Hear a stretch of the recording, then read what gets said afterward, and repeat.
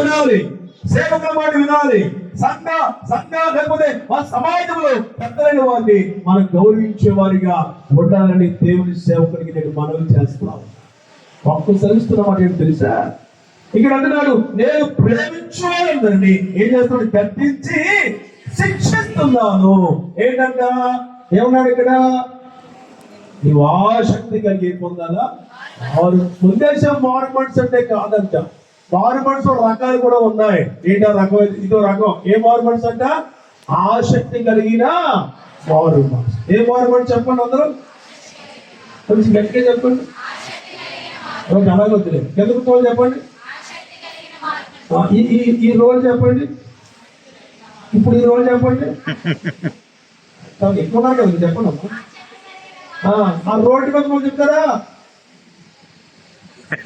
చెప్పారు, నాకు అనిపించింది. ఏ మారు మనసు అంట? ఆసక్తి కలిగిన మారు మనసు. అంటే వాళ్ళకు వాక్యం మీద, ప్రభువు మీద, ఆ దేవుని మీద ఏం చూపాలి? ఆసక్తి. ఆసక్తి ఉంటే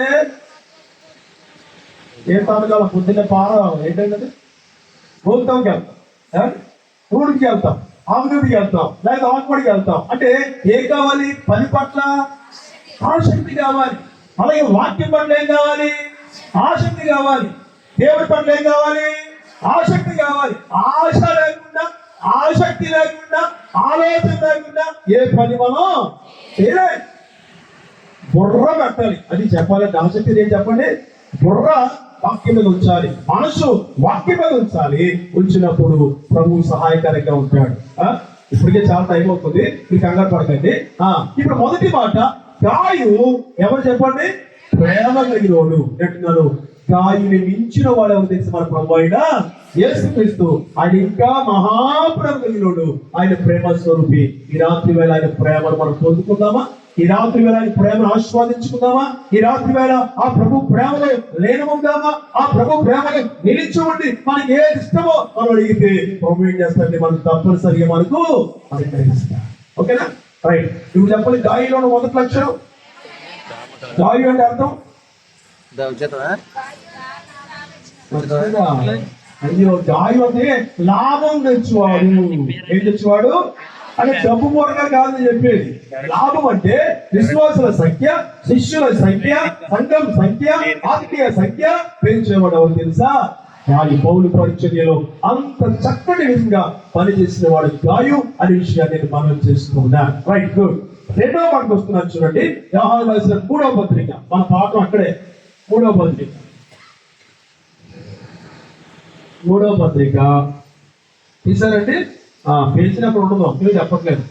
3వ పత్రిక, ప్రకటన ముందు యోధా పత్రిక ఈ పాఠం ఉంటుంది. 3వ పత్రిక మరోసారి మాట్లాడుతామా? పెద్దనైన నేను సత్యమును బట్టి ప్రేమించు ప్రియుడైన గాయు. ఏ గాయు? అర్థమైపోయింది. రెండవ పాయింట్ మీకు. ఏ గాయు?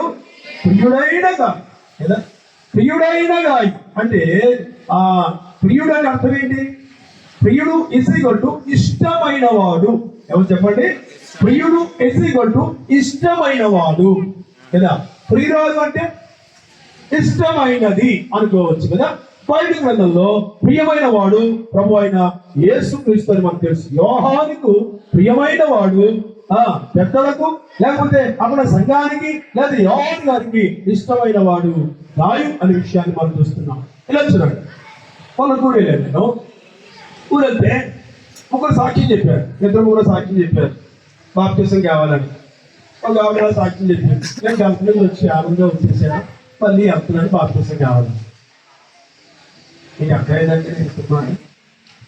ఇంకొక ఆవిడ సాక్ష్యం చెప్పింది, నేను క్షేమంగా వచ్చేసరికి నెల్లైంది, మళ్ళీ నేను వచ్చేవారు వెళ్ళిపోతాను, అది బాప్తిసం కావాలంట. 3వ ఆవిడ సాక్ష్యం చెప్పింది. ఏం చెప్తారు సార్? నా కాళ్ళు ఎప్పుడు వచ్చేస్తున్నాయి, అది ఎప్పుడు తగ్గిలా ప్రార్థన చేయండి, నాకు బాప్తిసం కావాలి. నాకు కింద కూర్చొని నాకు చూపేస్తుంది. ఏమంటే ఆగలేక వెళ్ళిపోయాను. మళ్ళీ బాగా అయిపోయింది, తర్వాత మళ్ళీ బయటకొట్టి వెళ్ళిపోయాను. వెళ్ళి అన్నాను, మత్తయి సువార్తలో 3వ అధ్యాయంలో పాలు నొప్పులకి, జంతువులు వచ్చినందుకు, లేకపోతే ఒళ్ళు నొప్పులకి, పాస్పోర్ట్ వచ్చినందుకు, నిజం వచ్చినందుకు, లేదా ఉద్యోగం వచ్చినందుకు, లేకపోతే సద్యోగం వచ్చినందుకు బాప్తిసం కాదు. ఏమంటే అలాగే వచ్చేస్తుంది. యోహాను కాలంలో వచ్చేస్తున్నాడు. ఇప్పుడు శాపలు అయితే వెచ్చకిచ్చేది, వచ్చాయి బాప్తిసం అందరూ. కానీ అప్పుడు పౌరుషుతో సేవ చేసిన సేవలు ఎవరు తెలుసా? బాప్తిసం ఇచ్చు యోహాను అన్నాడు. అనుకోండి, అసలు మారు మనసుతో ఫలాలు లేకుండా ఎవరు గుర్తు చెప్పాడు? ఎవడు మీకు బాప్తిసం ఇవ్వమన్నది ఎవరు? అసలు రమ్మన్నది ఎవరని చెప్పేసి పౌరుషంగా సేవ చేసిన వాడు ఎవరు తెలుసా? బాప్తిసం ఇచ్చు. ఏమండి ఆలోచించండి, వాక్యం మాట్లాడుతూ ఉంది. మత్తయి సువార్త ఒకసారి, మత్తయి సువార్త 3వ అధ్యాయం అక్కడి నుంచి వాక్యాన్ని మనం నేర్చుకోవాలా అంటున్నాడు. 3వ అధ్యాయంలో మనం చూస్తున్నప్పుడు ఏమన్నాడు తెలిసి ఇక్కడ 6వ వచనం, 3వ వచనం, తమ పాపమును ఒప్పుకొనుచు యోర్దానులో అతని చేత బాప్తిస్మము. అమ్మా అయ్యా, ఏ ఒప్పుగా బాప్తిసం పొందే ముందు కోరిక నెరవేరిన బాప్తిసం పొందడం కాదురా బాబు, పాపాలు ఒప్పుకోండి అన్నాడు. ఎందుకు? అందరూ ఏగాలు లేదు, అందరూ పాపం చేసి దేవుని గురించి మహిమను పొందలేకపోతున్నారు. అంచేత పాపం చేసిన వాళ్ళు, నేను పాపం చేశాను, నా పాపం ప్రభుని ఒప్పుకున్నాను, ప్రాయశ్చిత్తం పొందాను. అలాగే నువ్వు పాపం చేస్తుంటే, నువ్వు పాపం ఒప్పుకుంటే, ప్రాయశ్చిత్తం పొందితే ప్రభువు క్షమిస్తాడు అని మాట్లాడుతూ సువార్త చెప్తున్నాడు. 10వ వచనంలో, 8వ వచనంలో, ఈయన చూస్తున్నప్పుడు 7వ వచనంలో వారు మనసుకు తగిన ఫలాలు. లేకపోతే ఇప్పుడే గొడ్డలు ఎక్కడుందో తెలుసా? ఎక్కడుందండి? చెట్ల వేరు. మనం క్షేమంగా ఉన్నాం. అస్సాంలో క్షేమం ఉందా? అస్సాంలో నెమ్మది ఉందా? అస్సాంలో నెమ్మది లేదు, అస్సాంలో శాంతి లేదు, అస్సాంలో చాలా ఇబ్బందుల పరిస్థితులు ఉన్నారు. మనం శుభ్రంగా తింటున్నాం, పాకుతున్నాం, పండుగ ఎంజాయ్ చేస్తాం అంటున్నాను. కానీ అక్కడ అస్సాంలో నెమ్మది లేదు. కానీ దేవుడు మనకి నెమ్మది ఇచ్చాడు, దేవుడు స్తోత్రం కలుగాక. కానీ మన జీవితాల్లో మనకి ఎందుకు ఈ సమయాన్ని ఇస్తున్నాడు అనేది మనము ఆలోచన చేయవలసిన వారు విన్నాం. నా అంశం అది కాదు, కానీ వినండి. 17వ వాక్యం చూడండి. 17వ వచనంలో యేసుక్రీస్తు వారు బాప్తిసం పొందుతారు, నేల నుంచి ఒడ్డుకు వస్తారు, ఆకాశం తెరవబడుతుంది, దేవుని ఆత్మ ప్రాణాలు దిగి తన మీదకి వస్తుంది. ఇప్పుడు 17వ వచనం, ఆకాశం నుంచి శబ్దం వస్తుందంట. ఎక్కడి నుంచి? ఏంటో శబ్దం? అందరూ చదవండి, పర్వాలేదు. ఇప్పుడు నేను పర్మిషన్ చదవను. అందరూ ఈయనే నా ప్రియ కుమారుడు, ఈయన యందు నేను. ఆగండి ఒక్క నిమిషం. ఇప్పుడు పెట్రోల్ పడుకున్నామంటే తల్లిదండ్రులకి ఏం కావాలి? అంతేనా? స్కూల్ పంపుతున్నామంటే టీచర్కి ఏం కావాలి? చెప్పండి. అలాగే ఒకసారి ఆ పేరుకి తెలుసుకుంటే, ఇప్పుడు మన ప్రభువు పిల్లలు కాబట్టి మనల్ని బట్టి ప్రభుకి ఏం కావాలి? మరి ఎంతమంది ప్రభువును ఆనందపరుస్తున్నాం?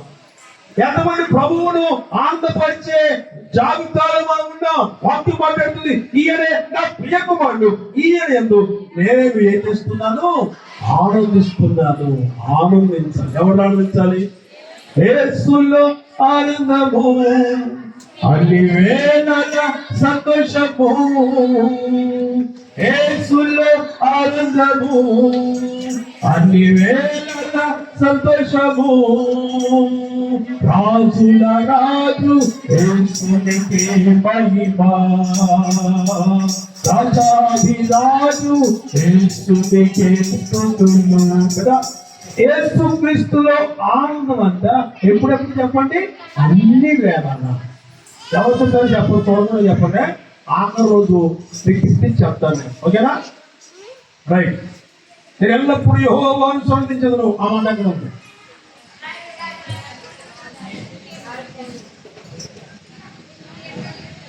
నాకు అంతే కావాలి. ఏమండి? అమ్మగారిని చెప్తే ఓకే. 34వ కీర్తన. రైట్. వినండి. నేను ఎల్లప్పుడూ యెహోవాను సన్నిధించదును, నిత్యమైన కీర్తి నా మాట. అందరూ చెప్పారు, తెలుసుకోండి. ఇప్పుడు లేఖనాలు పనిచేస్తున్నప్పుడు ఈయనైనా ప్రియ కుమారుడు, ఈయన నేను ఏం చేస్తున్నాను? ఆనందించాలి. ప్రభువులు ఏం చేయాలి? ఆనందించాలి. ప్రభువులో నిలవాలి, ప్రభువులో నడవాలి, ప్రభువులో మనం పేర్కొనాలి, ప్రభువులో చక్కగా, ప్రభువులో అందంగా, ప్రభువులో మనము స్తుతించు వారిగా ఉండాలని దేవునికి వాక్యం మాట్లాడుతుంది. ఇప్పుడు గాయము ఎవరికి ప్రియమైన వాడు చెప్పండి? యోహానికి మాత్రమే కాదు, ప్రభువైన యేసుక్రీస్తు వారికి కూడా ప్రియమైన. సంతోషపెట్టువా. పేతురు పత్రిక వస్తారు ఒకసారి. పేతురు పత్రిక 4వ అధ్యాయము 3-4 విషయాలు చెప్పి ఇది చేస్తుంటే, పేతురు రాసిన మొదటి పత్రిక 4వ అధ్యాయము మొదటి 4 వచనం. పేతురు రాసిన మొదటి పత్రిక 4:4 ఏమనంటే, క్రీస్తు శరీరమందు శ్రమపడింది కనుక మీరు బట్టి మనసును ఆయుధంగా ధరించుకోండి. శరీర విషయంలో శ్రమపడిన వాడు శరీరమును జీవించి మిగిలిన కాలము ఎక్క మీదట మనోజాచరణ అనుసరించి నడుచుకొనక దేవుని ఇష్టానుసారముగానే. ఎవరి ఇష్టానుసారంగా? ప్రభు అంటాడు దావీదుని గురించి అపోస్తలుల 11:8లో, అతడు నా ఇష్టానుసారుడైన మనుష్యుడు. అతడు అంటే దావీదు నా ఇష్టానుసారుడైన మనుష్యుడు, అతడు నా ఉద్దేశములన్నీ నెరవేర్చు. ఈ మాట గట్టిగా చెప్పండి అందరూ. కొంతమంది అప్పుడు రెప్పలు వాడుస్తున్నారు, అందుచేత రెప్పలు వాల్చకుండా ఈ మాట చెప్పండి. అతడు గట్టిగా, అతడు తర్వాత మనకి ఇక్కడ చెప్పండి. అతడు నా ఇష్టానుసారుడైన మనుష్యుడు, అతడు నా ఉద్దేశములన్నీ నెరవేర్చువా. అతడు ఎవరు తెలుసా? దావీదు, కింగ్ ఆఫ్ డేవిడ్. దావీదు దేవుని ఇష్టానుసారుడైన మనుష్యుడు అంటే. ఇప్పుడు మనం ఎవరి ఇష్టానుసారంగా జీవిస్తాను? నేను నా ఇష్టానుసారంగా, నీవు నీ ఇష్టానుసారంగా, ఎవరి ఇష్టానుసారంగా వాళ్ళు నడిస్తే మనం బైబిల్ పట్టుకుంటుందానికి అర్థం లేదు. మన ప్రభువులో జీవించాల. ఒకవేళ పొరపాటు చేసిన, ఒకవేళ తప్పు చేసిన, ఒకవేళ పాపం చేసిన, ఒకవేళ దేవునికి ఇష్టాలుగా జీవించకపోయినా, ఒకవేళ మన ఇష్టాలుగా జీవించిన, ఇక మీదట మనోజాచరణ అనుసరించి నడుచుకొనగా అనే విషయాన్ని మనం చూస్తూ ఉన్నాం. అనుచేత లేఖనాలు మనం చూస్తూ ఉన్నప్పుడు గాయు ఎవరికి ఇష్టంగా జీవించాడు తెలుసా? దేవునికి ఇష్టానుసారంగా గాయు జీవించు. ఇప్పుడు మనం ఎవరి ఇష్టాలుగా జీవించాలా?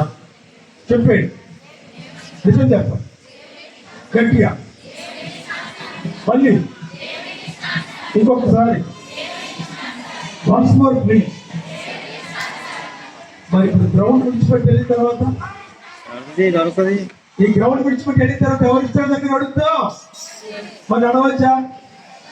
ప్రమాణం చేశారు కదా ఇప్పుడు. ఏమని 3 సార్లు చెప్పారు, తండ్రికి కుమారునికి పరిశుద్ధాత్మకి నామంలో మేము దేవుని కొరకు జీవిస్తామని ప్రమాణం చేశారు. ఇప్పుడు గేట్ బయటికి వెళ్తాం, మన పరిస్థితి ఏంటి? మనం ఎవరికి భయపడాలి? ఇప్పుడు ప్రభువు భయపడాలి. అందుచేత ప్రభువు భయపడే వారిగా ఉండాలి, ప్రభు ఇష్టానుసారంగా జీవించాలి. అలాగే గాయు దేవునికి ప్రియమైన వాడిగా బ్రతికాడు. రైట్, ఎన్ని పాయింట్లు చెప్పాను?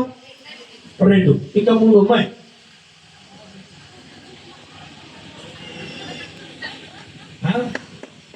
చెప్పేస్తారు. Right, okay. ఈ ప్రసంగాన్ని 3 వారాల నుంచి మాట్లాడుతున్నా, ఇంకా పాయింట్లు అవ్వలేదు. నేను మీకు ఒక అర్థం చెప్పేస్తున్నాను, ఓకేనా? ఇది ఎవరు కొంచెం మీరు కొంచెం మీరే కొంచెం రైట్ వినండి. ఓకే, 3వ పాయింట్ చెప్పేస్తాను చూడండి. యోహాను రాసిన 3వ పత్రిక, యోహాను రాసిన 3వ పత్రిక రండి, 2వ వచనం. ప్రియుడా, ఆత్మవర్ధిల్లుచున్న ప్రకారం, ఆత్మవర్ధిల్లుచున్న ప్రకారం, ఆత్మవర్ధిల్లుచున్న ఏం వర్ధిల్లుతుందండి? ఆత్మ. అంటే గాయు ఈజ్ ఎ స్పిరిచువల్ మ్యాన్, అంటే ఒక ఆత్మీయమైనటువంటి వ్యక్తి. ఎవరు? గాయు. అతను ఏం వర్ధిల్లుతుంది చెప్పండి? ఆత్మ వర్ధిల్లుతుందండి. ఆత్మీయుడిగా ఉన్నాడంట. 3వ మాట ఆత్మీయుడైన గాయు. మొదటి మాట ప్రేమ గలవాడైన గాయు, 2వది ప్రియమైన వాడైన గాయు, 3వది ఆత్మీయుడు అయిన గాయు. ఆత్మీయుడు స్పిరిచువల్ లైఫ్, ఒక ఆత్మీయమైనటువంటి జీవితాన్ని కలిగి బ్రతుకుతున్నటువంటి గాయు అనే విషయాన్ని మనం చూస్తాం. ఒక వ్యక్తి ఆత్మీయంగా ఎలా బ్రతకగలంటే, నేను వాటిల్లో రిఫరెన్స్ తీస్తే ఇవన్నీ టైం చాలు కానీ, కొరింథీ పత్రిక 3వ అధ్యాయం 4వ అధ్యాయం తీయవసరం లేదు కదా. వినండి, ఈ 3వ అధ్యాయం 4వ అధ్యాయంలో 3 సంబంధాలు కనబడతారు. ఏ సంబంధాలు? 3 సంబంధం. మొదటి సంబంధి ప్రకృతి సంబంధి. ఏ సంబంధి? రైట్. 2వ సంబంధి శరీర సంబంధి. ఏ సంబంధి? 3వ సంబంధి ఆత్మ సంబంధులకు ఆత్మీయ సంబంధం. ఏమండి, ఎంతమంది సంబంధం చెప్పండి? ఇప్పుడు ఇక్కడ ఎంతమంది ఈ ముగ్గురు చెప్పారు కదా, ప్రకృతి సంబంధం ఎవరు, శరీర సంబంధం ఎవరు, ఆత్మీయ సంబంధం ఎవరు అనేది మనం పరీక్ష చేసుకోవాలంటే, ప్రకృతి సంబంధాలు అంటే ఎవరో తెలుసా? ప్రభువును నమ్మని వారు. ఎవరు చెప్పండి? ప్రభువును నమ్మని వారు. ఎలా చెప్తారు? ఒక వ్యక్తి చనిపోయిన తర్వాత తపాసులు పేల్చుకుంటూ తీసుకెళ్తారు అనుకోండి. అదే ఉదాహరణ చెప్తున్నా. తపాసులు పేల్చుకుంటారు, పేల్చుకుని తీసుకెళ్తారు. పరలోకం నా దేశం పరదేశం నెల మాయలోని మేఘ నేను యాత్రతో పాట పాడతారు. ఆ పాట ఎట్లా పాట ఎత్తరా అనుకుంటూ 3-4 పాటలు పాడేస్తారు. అంటే మనకు దగ్గర లేదు, కొంచెం దూరం వేరే అవుతాయి కదా, మాకు బాగా దూరం ఆడుతుంది. ఏమంటే ఇప్పుడు చాలా దూరం వెళ్తున్నప్పుడు 2-3 పాటలు పాడుతూ ఉంటాయి. నడుతూ పాట పాడితే కష్టం, ఆయాసం వచ్చేస్తూ ఉంటుంది. ఏమంటే అయినా పాట పాడి తీసుకెళ్తాం అనుకోని కాసేపు పాట పాడతాం. అక్కడ మళ్ళీ ఇక్కడ పుస్తకంలో వాక్యం చెప్తారు, ఇక్కడ వాక్యం చెప్తారు. మరలా గోరి కట్టించి యెహోవా భక్తుల వర్ణమైన దృష్టికి విలువైనది అని వాక్యం రాయిస్తారు. నీతిమంతుని జ్ఞాపకం చేసుకోవడం ఆశీర్వాదం అని ఆ కోట రోజున వాక్యం చెప్తారు అనుకోండి. ఎక్కడ మనం చెప్తున్నాను. అసలు ఈ వ్యక్తి, చచ్చిపోయిన వ్యక్తి ఎప్పుడు కూడా బతుకున్నప్పుడు గుళ్ళు అడిగట్లేదు, ఎక్కడ అడిగట్లేదు. ఒక పాట అడగదాం, ఒక వాక్యం అడగదాం, ఒక ప్రార్థన అడగదాం. చచ్చిపోయినప్పుడు ఎన్ని పాటలు పాడాం? 3 పాటలు. ఎంత వాక్యం చెప్పారు? మళ్ళీ మనం టైం చెప్పింది, ముగించండి టైం అయిపోతుంది అన్నారు. సరే అయిపోయింది. 3 ఒక్క వాక్యం చెప్పాం. ఏమండి ఆ కోట రోజు 4 గంటలు ప్రార్థన అనుకోండి. చక్కగా మంచి బోర్డు వాక్యం పెట్టించారు. ఇప్పుడు ఈ వ్యక్తి యేసు ప్రభు దగ్గరికి వెళ్తాడా? అంటే ఏ సంబంధం? ఇప్పుడు ప్రకృతి సంబంధి. ఏ సంబంధి? ప్రకృతి సంబంధి. Right, okay. అంటే ప్రభు నమ్మలేదు, మీరు రైట్. ఇప్పుడు రెండవ సంబంధం ఎవరో తెలుసా? శరీర సంబంధి. ఏ సంబంధి? ఒక అమ్మాయి ఎలా వచ్చేస్తుంది మొన్న, ఇప్పుడు ప్యాంట్లో టైట్ ప్యాంట్ కదా, కింద ఉండదు, ఇక్కడ ఉంటుంది. అది మొన్న ఏమంటున్నా చదివి కానీ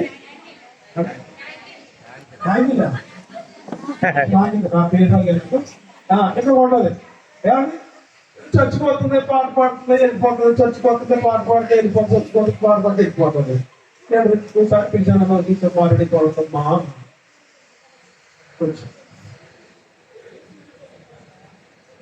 శరీర సంబంధిగా ఉన్నాయి. ముందు నీకు కావాలనుకున్న నల్లతాడు తీసేయమ్మా.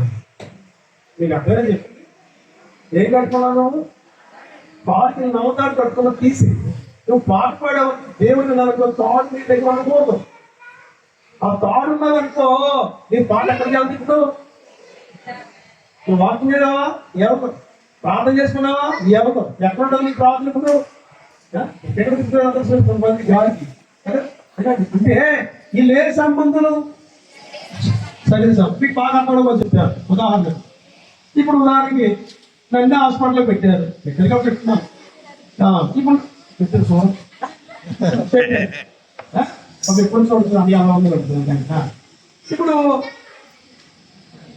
నేను చప్పకే మొలకే కవర్ కట్టుకున్నాను అనుకోసి నా తల కింద బయటలో ఉంది. ఇది తలగడ. ఏంటంటే ఇది తలగడ. కొంతమంది హాస్పిటల్ తలగడ ఇక్కడ ఎలా పెట్టుకున్నాం. ఒక 15 మంది హాస్పిటల్ ప్రార్థన చేశారు. ప్రార్థన ఎక్కడ దేవుడు? నువ్వు ఏ సంబంధిని ఎందుకంటో నా చప్పకేముంది, నా మొలకేముంది చెప్పేటమ్మా.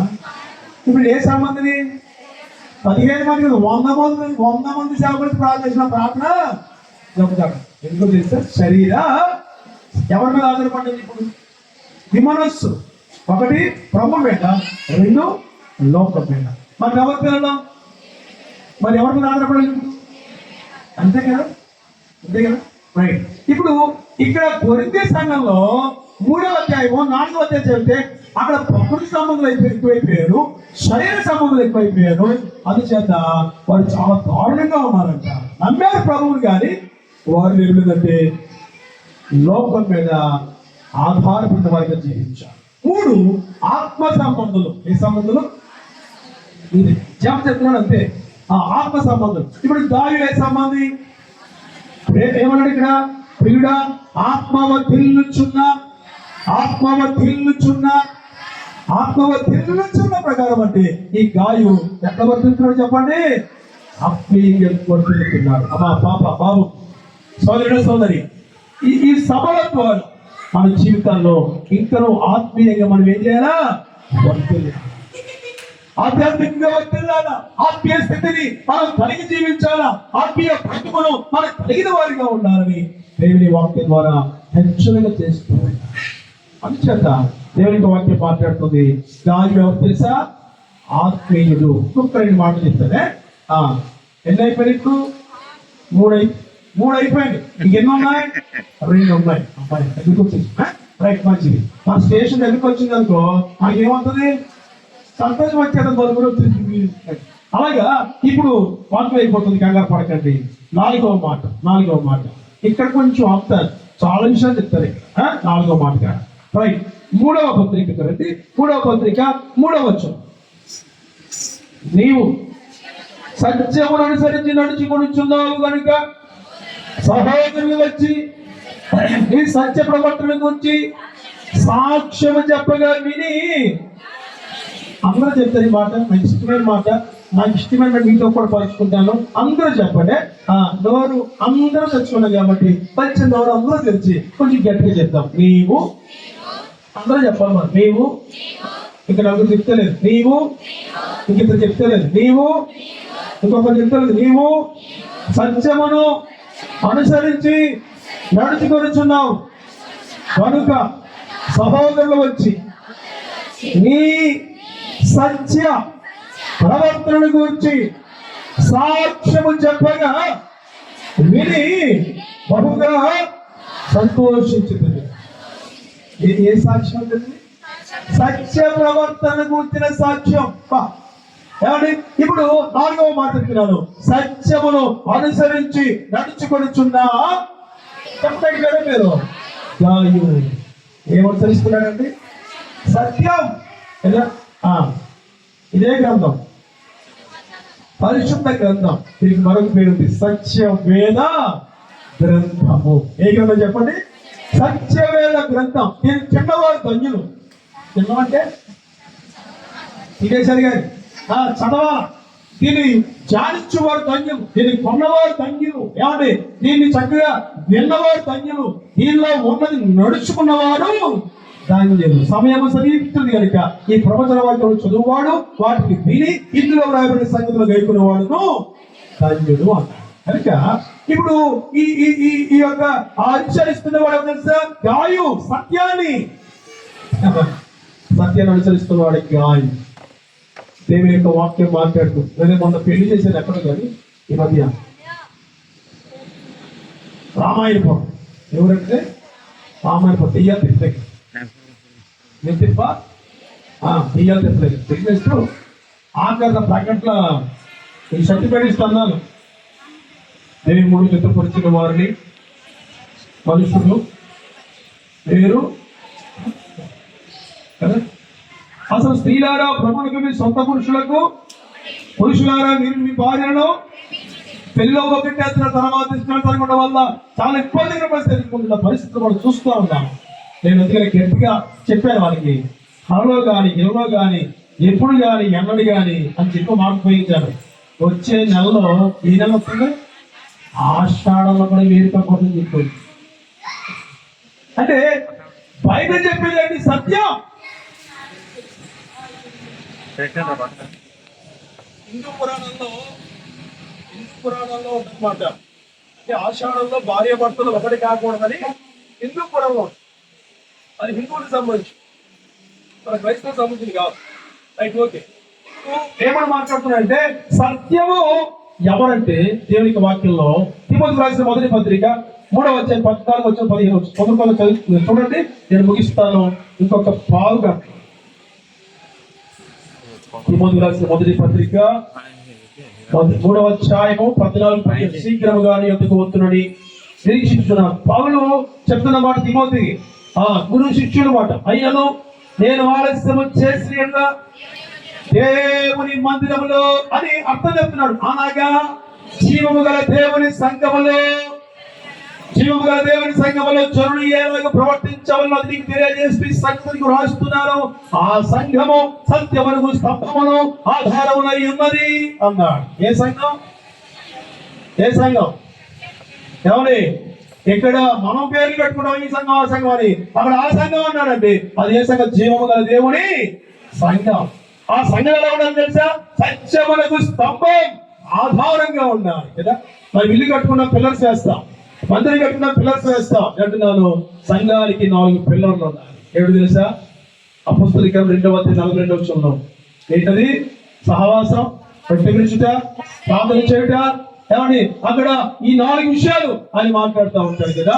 దేవునికి వాక్యం మాట్లాడుతుంది. సంఘానికి సత్యము స్తంభము ఆధారంగా ఉండాలి. బాబు తిమోతి, నువ్వు జాగ్రత్తగా ఉండాలని చెప్పి పౌలు తిమోతికి రాస్తున్నాడు. ఏ సంఘం? జీవము గల దేవుని సంఘం. మన ప్రోగ్రామ్ తెలుసా? ప్రోగ్రామ్ తెలుసా? గ్రంథం 10:10 అంటాడు. తీయాల్సిన చెప్పారు చూడండి. ఆయన నిజమైన దేవుడు, ఆయన సదాకాలం రాజు, ఆయన ఒకటి భూమి కల్పించడు, జన్మలైన పాపం సహింపలేము. యెహోవా నిజమైన దేవుడు కదా. ఆయన నిజమైన జీవమైన యేసు మనకున్నాడు, జీవజల రుచులు మనకు చూపాడు. జీవమైన యేసు మన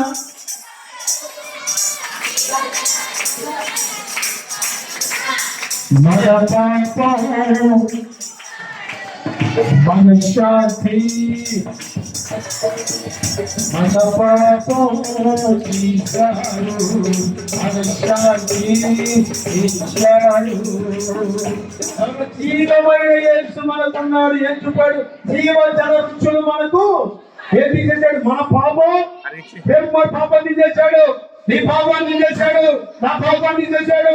అందరి పాపాలు ఆయన తీసివేయడానికి, ఆయన వేయించుకోవడానికి ఆయన లేఖానికి వచ్చాడు. వాక్యం మాట్లాడుతూ ఉంది. ప్రభుత్వ ప్రియ సహోదరుడా, వాళ్ళు వివరిస్తూ ఉంటాడు, ఆయన మాట్లాడుతున్నాడు. ఇప్పుడు సత్యమును అనుసరించి నడుచుకునేవాడు ఎవరు తెలుసా? పుస్తకాలు చదివి ఎక్కువ వివరించదు కానీ చూస్తారా, కొన్ని మాటలు చెప్తారు, శిక్షిస్తాను. 6 మాటలు.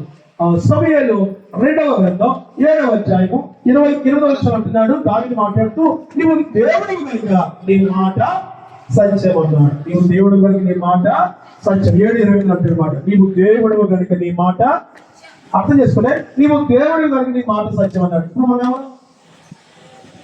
ఎవరు మనం? దావీదు చెప్తున్నాడు, నీవు దేవుడు కాబట్టి నీ మాట సత్యం అన్నాడు. దావీదు ఎవరు? మనిషి. నేనెవరిని? మనిషిని. నీవెవరు? మనిషి. మనందరూ ఎవరు? మనుషులము.